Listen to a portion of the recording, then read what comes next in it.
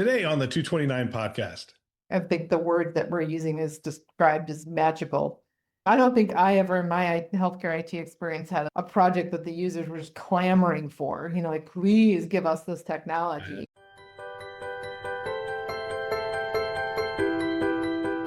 My name is Bill Russell. I'm a former health system CIO and creator of This Week Health, where our mission is to transform healthcare one connection at a time.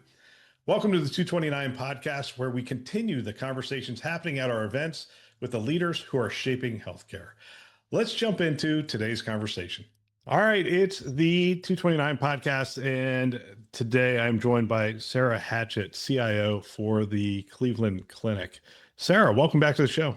Thanks so much, Bill. It's just a pleasure to be here. Great to see you. Well, I'm looking forward to this conversation. The last time we talked, you were newly in the seat, and I think you were interim at that point, right? Yeah, that's right. So I technically have been doing the role for 2 years. I started in June of 23 and officially got the role in May of 24. So I like to count the interim time because you're in the role, you're expected to do it, you're expected to make those decisions and own it. And so it's been quite the journey, but very excited to continue on and give you the update on where we've been over that last time. Yeah, I'm looking forward to getting that update. It's the Cleveland Clinic, so it's pretty small. I was looking at I live in Naples, Florida, and my primary care doctor is from Northwestern Medicine in Chicago. And as I was doing the research, it said that Cleveland Clinic is going to set up concierge medicine in Naples, Florida. But that gives you guys are pretty broad. It's Arizona, it's Florida, it's Ohio, but you're also a destination, plus you have global. It's actually pretty awesome that we have a vision and a mission that's centered around being the best place to deliver care in the world and the best place to work in healthcare. And so that comes with this ambition that we have a moral imperative to continue to expand and provide care wherever we can. It's also daunting being the CIO in that context because you're often presented with, we want to deliver care in this setting or this setting or this setting. Each one of those represent kind of a different set of technology needs, whether that's through, JVs or new affiliates or strategic partnerships, and technology really needs to kind of enable that model. So we've definitely seen a change. It's less brick and mortar M&As than what we've done in the past. And it's, evolving into kind of more of those strategic partnerships. And I'm really excited to be able to enable those. I think one of the lies that we believe as CIOs is that we're going to get in front of this. Like at some point we're going to be in front of this. We're going to have it all wrestled to the ground. With what you just described, there's a constant demand for new, innovative change. How do you position your organization to be able to respond to the needs of an organization that has such a lofty mission and goal? Yeah, I think there's definitely two parts of it. You definitely have to stay ahead of the innovation curve. We've got to be out there understanding what are the best capabilities in the market, in what we can build, and what we can support, to kind of enable those different care settings. But then the second piece is also the platform. You've got to have that highly reliable, stable, secure, always on platform.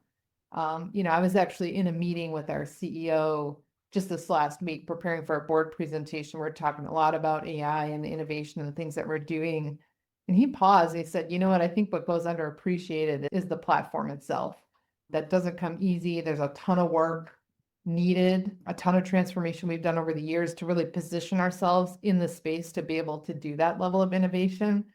And I honestly paused him and said, I wish I could have been recording you saying that, because it's so, it'd be so encouraging for our teams to hear that there's a level of recognition and appreciation for the platform itself, because that's just as essential.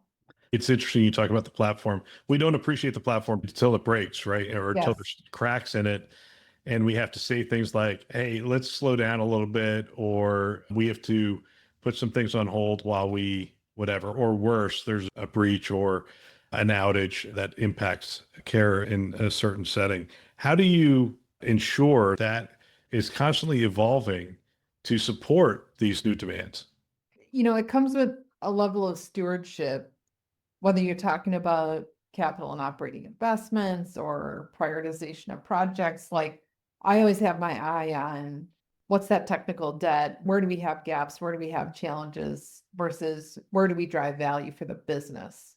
And I think it's a super challenging spot to be in because to your point, like that debt or that platform stability isn't visible to the rest of the organization in the way that it is to us. So we have to be able to understand how do we prioritize and allocate resources to kind of grooming that and maintaining that. I think it shows up on the day-to-day of being able to just do really solid problem management. When you do have issues, let's make sure we're fixing it completely and improving our resiliency when those things, occur so that we're not having the same problems over and over again. And I think that's been a great opportunity for our teams and something we built a lot of discipline on. We track, how, the time from the incident to when we're doing in the ER, and there's visibility at the IT executive level for each and every ER. Those sorts of things I think are really important to not lose sight of in the noise of everything else going on. The infrastructure challenges were really interesting. In fact, when I came in, it was a turnaround. So we essentially put most projects on hold for the better part of 9 months while we established that platform.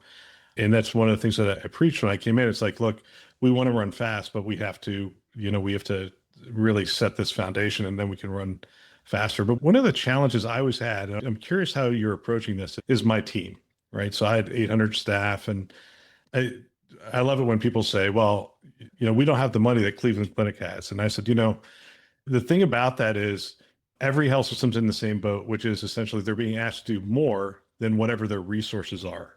Yeah. And that's really true on human capital, on the staff, on the people side of it. How do you organize your team in order to make sure that they have enough time for run and enough time for innovate and enough time, to really move back and forth? The first piece is you need to have a shared understanding and a culture around that demand and capacity equation. If you put on your business hat, what is the right equation dynamic? Should we have more capacity than demand? Should we have equal capacity versus demand? Or should we have, less capacity than demand? And if you're sitting in the CEO's seat, it simply wouldn't make sense to have excess capacity sitting around, right? That's waste, that's cost, that's all of these things. If you can hit a sweet spot, that's certainly perfect, happy times, but it's not the reality, right? So Right. to some extent, recognizing that we've made an intentional business decision that there's always going to be more demand than capacity. And it's up to us to be able to prioritize our portfolio to making sure that we're working on the right things that continue to support that business decision. And if at the end of the day, there's a request to say, well, we need to get this done, there's value there. Well, then let's go back to that demand versus capacity equation and say, well, we can increase capacity here. We can drive X amount of value. We can make those investments. So just the transparency and the visibility and the cultural understanding of that, I think is super important, because if you're on a technical team and you're on the receiving end, a lot of this stuff, it can always just feel like this uphill battle that you're never going to win, when in fact we are indeed winning by being strategic and being intentional about the way we allocate resources. I think the piece to that, for us to understand that deeply, we've been through a journey in kind of deepening our maturity in resource planning. We had to get time tracking in place. Every project has to have a resource plan. We have to be able to understand how we're allocating our time today to be able to make those adjustments in the future. Currently, we're sitting at about 60% run, 40% projects, if you will. And within those projects, even understanding that more deeply, what's operational must-do type work that are projects, things like we're opening a new building. There's no decision point there. We must support those projects. So even within the project portfolio, how do you have line of sight to the things that are truly value enabling versus things that we must do as well? So we've studied that problem deeply, and we're poised to kind of be able to present those things for more real-time kind of agile decision-making with the business to make sure that the way we're planning to allocate our time matches what their expectations are. That's a significant leadership move. I can't tell you the number of CIOs I ask, do you do any time tracking? And the answer is no, we can't do it. And I'm not sure how you do effective governance without knowing your resources and what they're currently working on. And I understand the challenge of asking for time tracking, but it's the variables that you need to input into the equation. And so you have to get it somehow. Yeah. Yeah. And actually, I think the buy-in from the teams has been good because one, they know we're looking at it, right? Like it's not just data that goes off into the ether, right? They know that we're looking at it. Well, and They know, it should help them. yes, yes. And they know that we're using that data to make operational decisions, like who gets to backfill a position, where do we need to supplement teams? Like that data actually becomes what we surface when we're trying to make those decisions. So, it's one thing to say, oh, my team is just over capacity. It's another thing to say, well, let's look at the data. Let's see where that time is going. Let's make sure it's right. I think we built a lot of trust with the teams in the process by making it real. Talk to me about setting the priorities. So in that governance model, it sounds like you can provide the inputs so that everybody has visibility into it. But then it's a question of, all right, what do we work on? Obviously, you'll set the priorities for the IT and the infrastructure and those kind of things. But I would imagine the larger governance is saying, no, this is more important than this. Those meetings are always fun, by the way. It's like this just Yeah. to what because I don't think I think what people don't appreciate is in healthcare, you're talking, well, should we do a new cancer center or should we do a new labor and delivery or should we do, you're sitting there going, yes, of course we should do all these things. And you have to lead at some point. You have to make decisions. What we're trying to do is take a page out of that playbook, which is when the clinical side of the business is making those decisions, they're looking at what's the highest amount of value that's going to be delivered.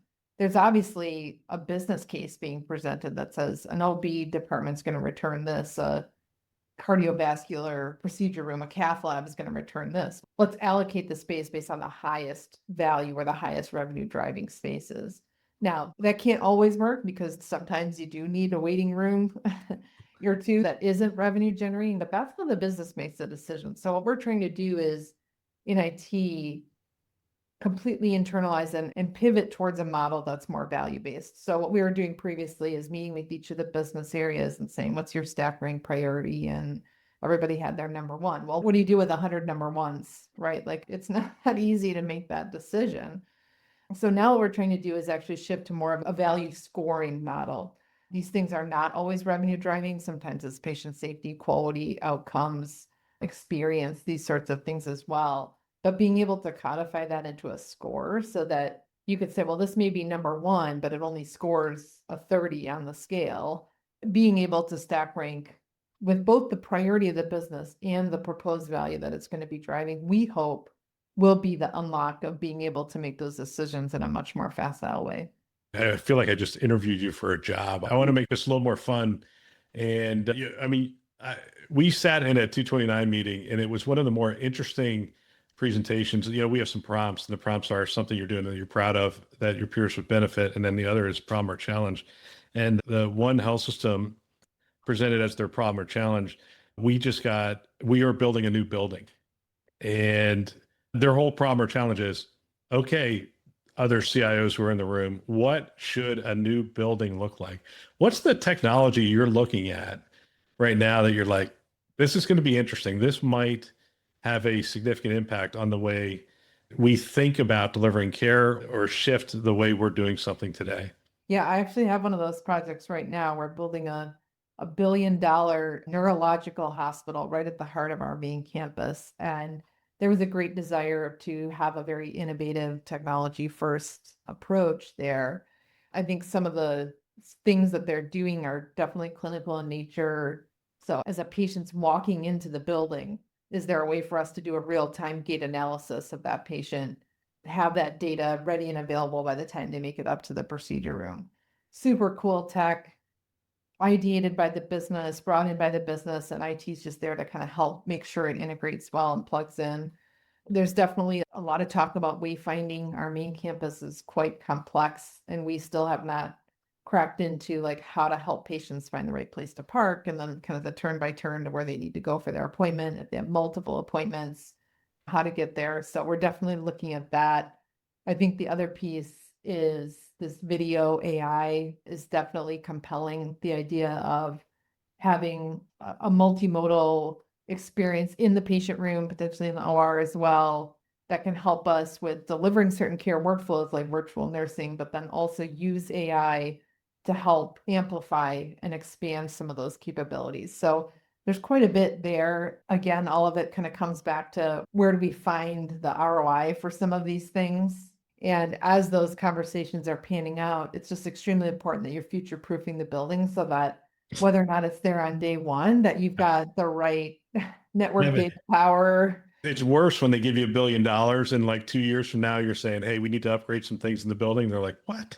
Yes, that is failure mode. Or that we would have to come back in and do construction to retrofit a building where now patient rooms are inaccessible because we're in there installing stuff. So for sure, I think it's an important consideration. I'm not sure if people appreciate how challenging of a job it is to build a new building. I had CTOs in a room last week. So we had one of our 229 meetings with CTOs, and we talked about new rooms and specifically like how many drops would you pull into a new room? So a drop is a network connection. Yeah. I said, there was a time where we pulled 100. I'm like, 100? I can't imagine you pulled 100. Said, but they said, yeah, there was a time we pulled in that many. And then I said, okay, today you're building a new building, state of the art. What do you do? And it still ranged from like 50 down to 5. And I was like, wow, that's really interesting. And it depended on how they were viewing the technology and the use of wireless and the use of 5G. And then they were saying to me, that will dictate how we build the building because that will dictate the wiring closets and the power and all this other stuff. There's a lot of variables that go into building a new building.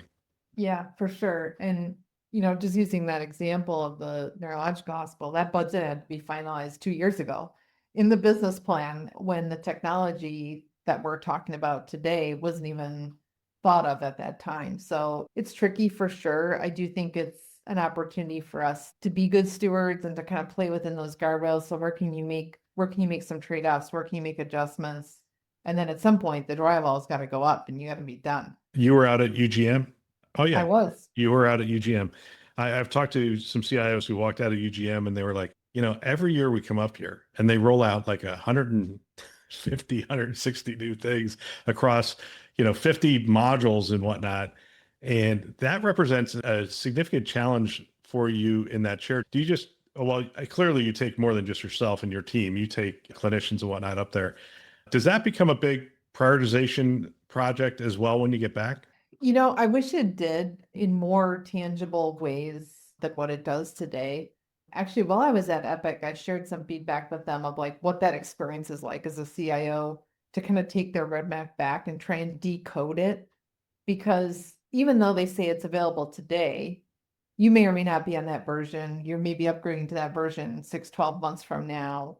And even if it's available in a day, you may not be wanting to use it out of the gate, so being able to kind of plan for when those Epic feature functionality shows up versus what your actual plan is at your sites can become really tricky. So I've asked for them for some help in helping us figure that out.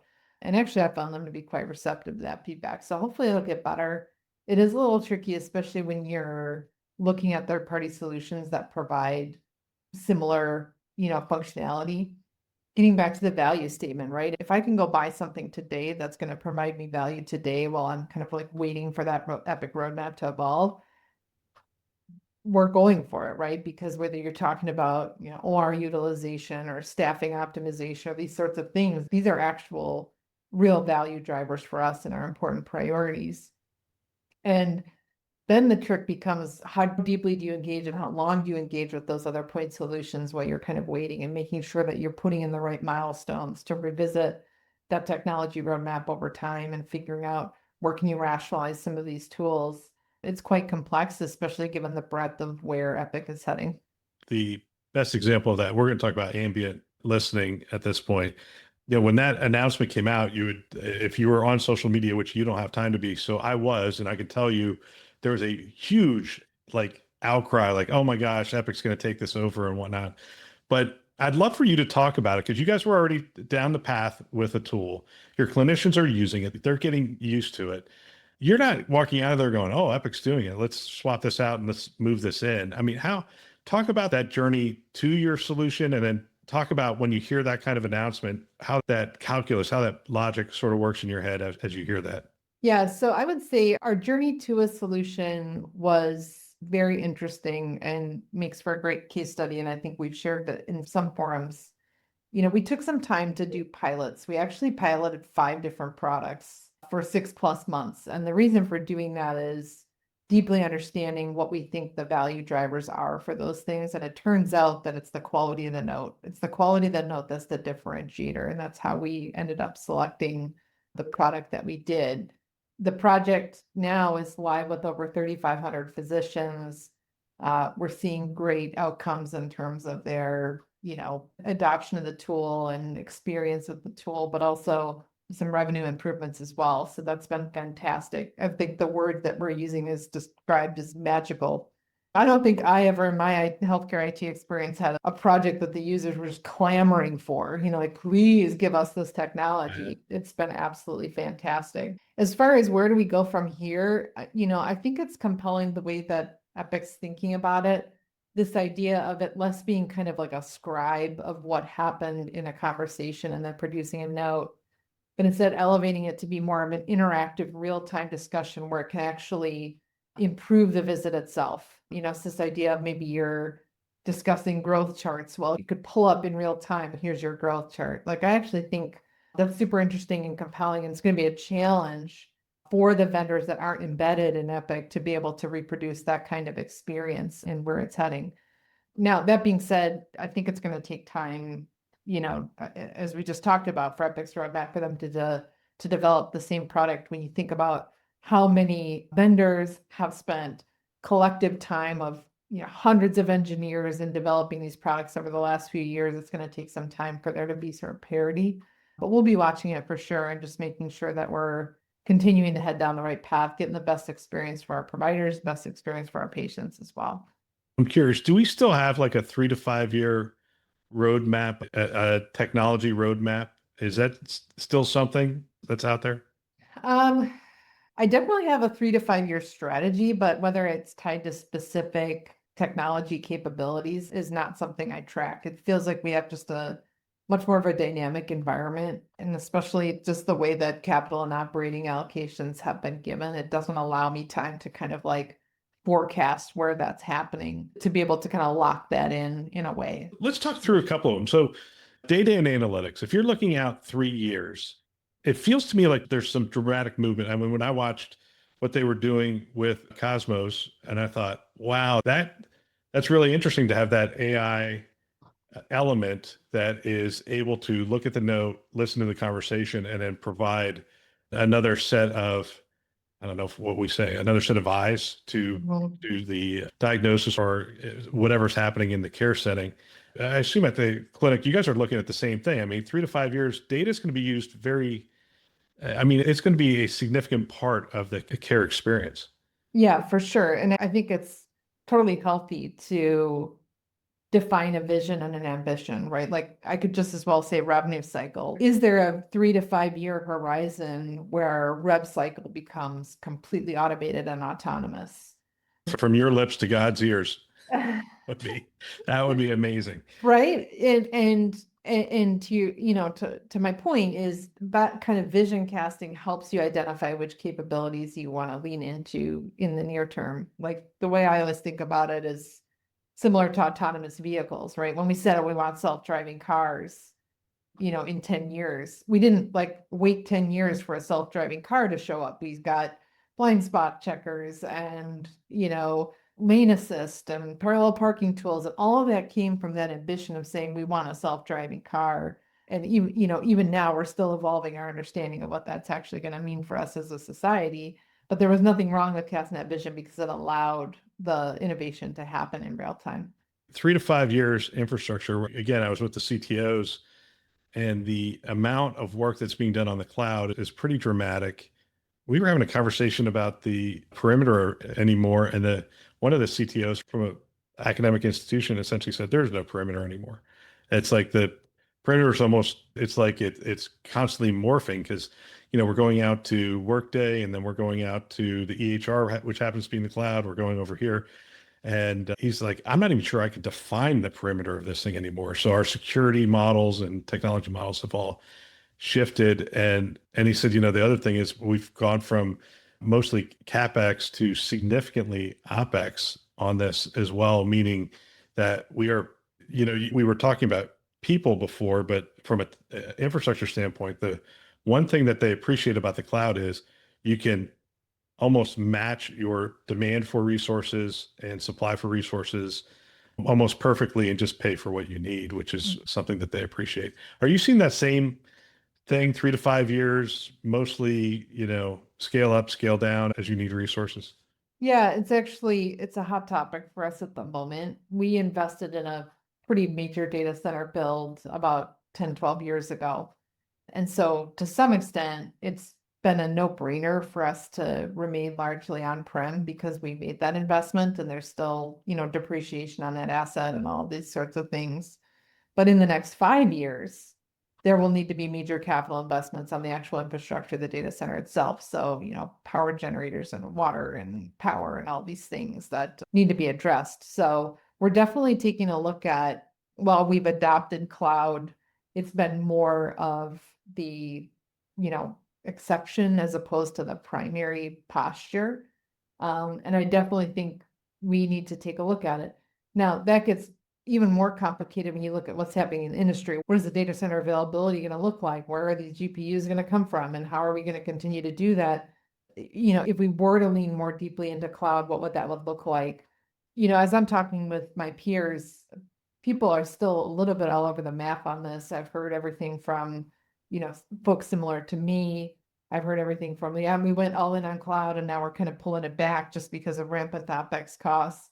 People are really just trying to figure it out, and it doesn't seem to be any one rhyme or rule best practice that's out there that everyone's adopting, which I think makes it even more complicated to be able to talk about it with the board and talk about it with key stakeholders, because it's just evolving so quickly. I think it's tricky to kind of get a finger on it.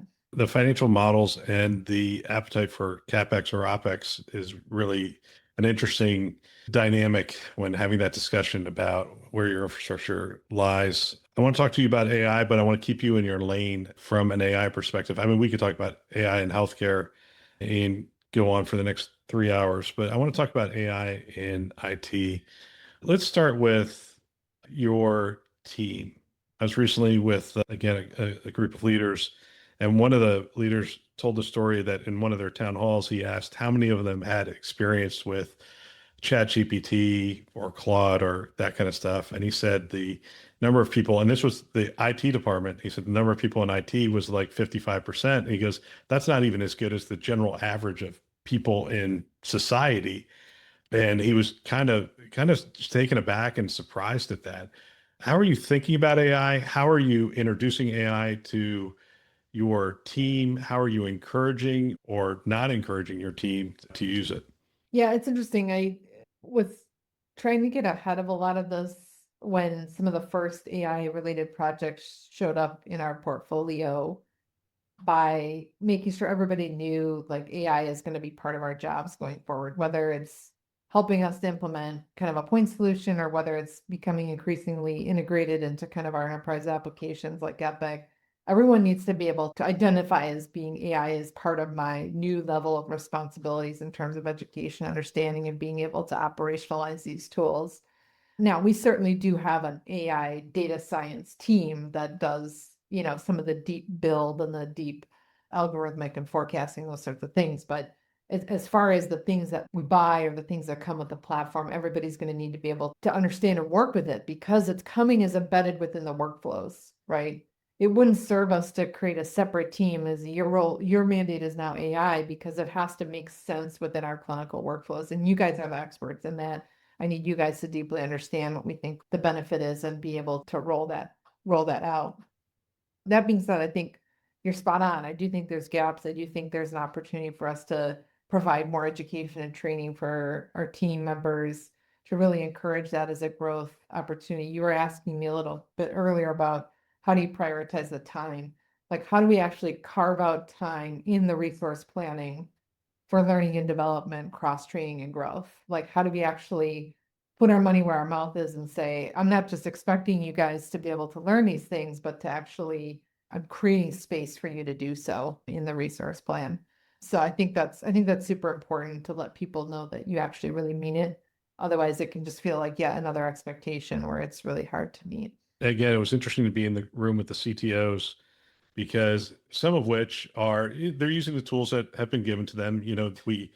The security providers are embedding an awful lot of AI in their tools because we've always had a challenge. The number of events that we're supposed to read couldn't be read by the number of people we have allocated for it. And AI is a great tool to sort of go through those things. But there were others in the room that their teams had to utilize some of the tools that are out there to actually create workflows and embed agents into things and to actually free up additional time within their organization. And it led to an interesting conversation on utilize what's given to you by the vendor or potentially build, not build like we're going to build our own model, but more build like we're going to use a model, we're going to use the agents that are available, and we're going to, it's almost like a low code, no code kind of approach. And I'm curious where you would fall down on that, use what's given to you or build. Yeah, I think it's super interesting the way that the pendulum swings over the years. And what I mean by that is, about 20 years ago, Cleveland Clinic had a bunch of homegrown applications. We had our own bespoke tools. We had pretty strong software engineering capabilities. And I think we learned that we need to change our posture. We need to be more dependent on the vendors. They're out there building killer products, killer apps. And here we are kind of struggling along with just what we can come up with. And so the pendulum swung from, we're not just a healthcare company, we develop software, all the way to like now, currently we don't have hardly any software engineering in-house. We're always, kind of buying best of breed software or relying on our enterprise platforms to show up with this functionality. I think the light bulb moment for me is exactly what you're referring to is have the AI tools gotten to a point where now software development is not such a challenge as it used to be. These tools, these web apps can just kind of pop out with very little effort, right? You can spend a day with a prompt and like build a great web app that's going to help you with your HR onboarding process. Like, yeah, I could go to market and buy a great HR tool, but if I can develop one in-house and it actually works and meets 80% of their requirements, maybe we need to start looking at that. Software costs just continue to rise. As I'm sitting in my seat trying to figure out where can I squeeze things, this might be an opportunity for us to continue to lean into that space and say, how do we get something that's a little bit more cost effective, that is greater speed to value because it's my team being able to deliver something that exactly meets the need. I don't know. If I were to get out my crystal ball, you're talking about the 3 to 5 years, I could see us getting more back into a spot where we're becoming more facile at kind of building our own things. But it'll take some time. It'll take a learning curve and being able to adopt some of those tools. So how did you get so comfortable in the chair? I mean, you went from interim to seem like a seasoned pro at this point. And I'm not just blowing smoke. I mean, I was looking at my podcast the other day. I've done over 1,000 interviews since we started 9 years ago. You seem really comfortable in the work that you're doing. Well, I appreciate that, Bill. Coming from you, knowing that you speak with so many people, hearing your vote of confidence is a huge boost and a huge encouragement to me. So thank you so much. It truly, truly means a lot to hear you say that. I mean, I think for me, my secret sauce is my team. I'm here, I'm talking to you, but all of these things that we've been covering are conversations that I've had with my CTO, with my apps leads, with my enterprise architects. Like they're actually lifting me up in these conversations. We just have an incredible team here. I couldn't be more thrilled with the level of maturity and expertise that we've brought together on this group. We've had a high level of stability through this transition, through me taking on the role. I just couldn't be more thrilled and more grateful for their support.